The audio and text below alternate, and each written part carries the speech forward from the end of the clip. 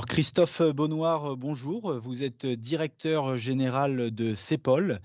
Nous sommes ravis de vous avoir parmi nous et vous serez donc participant à la table ronde oléagineux qui se tiendra le 28 janvier, donc dans le cadre du Paris Grain Day. Nous avons donc une question à vous poser qui semble intéresser l'audimat, qui serait le développement de la valorisation environnementale, hein, que l'on connaît par l'intermédiaire des gaz à effet de serre notamment.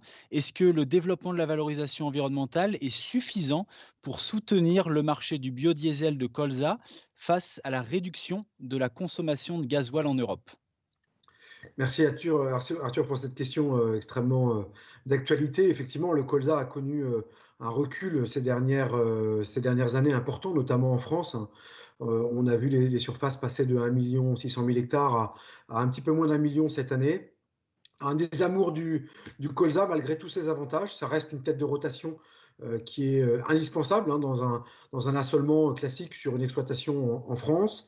Et le débouché biodiesel reste la condition à maintenir cette surface de colza à un niveau au-dessus du million, sans compter tous les avantages en fait, qui viennent s'additionner à ce débouché biodiesel. Il ne faut surtout pas oublier aujourd'hui notamment la coproduction d'une protéine végétale sur le territoire national et qui permet de remplir notre autosuffisance, les conditions d'une autosuffisance de la France, mais aussi de l'Europe en protéines végétales. Ne pas oublier non plus que le colza est indispensable dans les mélanges de biodiesel, hein.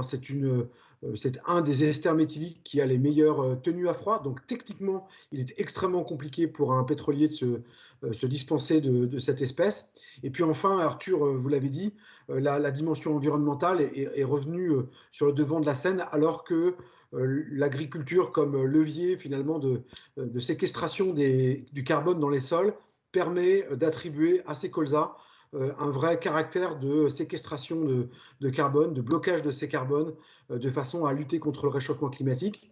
Et c'est vrai, on a vu les colzas, chez CEPOL, c'est l'exemple, on en procure l'exemple tous les jours au travers de notre plateforme Oléose. On peut rémunérer aujourd'hui les colzas sur la base de ces bonnes pratiques agricoles qui permettent d'abaisser les GES.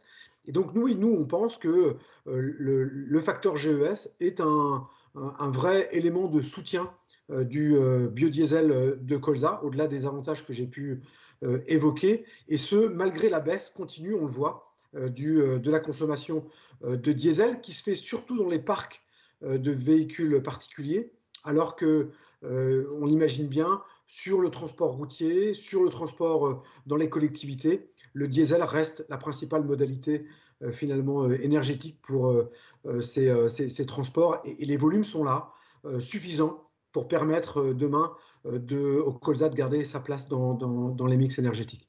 J'aurai l'occasion de rentrer dans les détails, j'espère, de tous ces éléments à l'occasion du Paris Grain Day qu'on attend tous avec impatience.